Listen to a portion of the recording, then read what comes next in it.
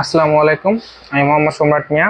তো আজকে আমরা শিখব কিভাবে এরকম ত্রিঘাত বিশিষ্ট সমীকরণ 3 মিনিটে সমাধান করা যায়।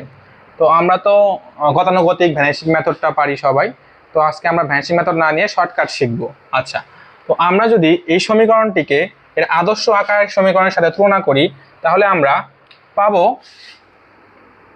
a সমান 1, b সমান -8, c সমান 19 এবং d সমান -12।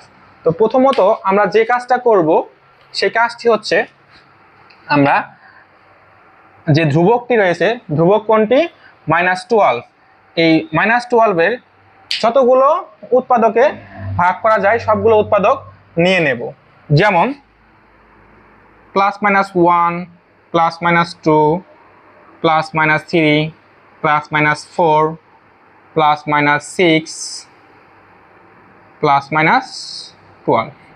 ওকে, এখন আমরা x² যে সহগটি আছে সেটি নিয়ে নেব -8, এবং ধ্রুবক যেটি রয়েছে -12 সেটি নিয়ে নেব।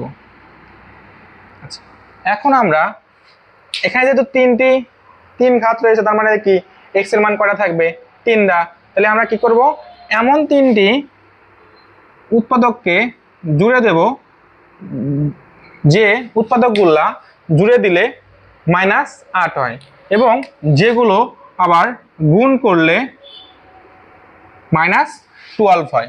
তো আমরা যদি এখানে লক্ষ্য করি, আমরা দেখতে পারবো এখান থেকে যদি দেই আমরা, তাহলে -3, -4, -1 এই তিনটে যদি আমরা যোগ করি তাহলে আমরা কি পাবো? -8। সেম ভাবে আমরা যদি -12কে গুণ করতে চাই, তাহলে -3, -4, -1 গুণ করলে আমরা কত পাচ্ছি? গুণ করলে আমরা পাচ্ছি -12। তাহলে আমরা যে মানগুলো পেলাম তার বিপরীত মানগুলো হচ্ছে আমাদের x এর মান। তাহলে আমরা কি করব, তাহলে যদি পাবো আমরা x1 এর মান কত পাবো?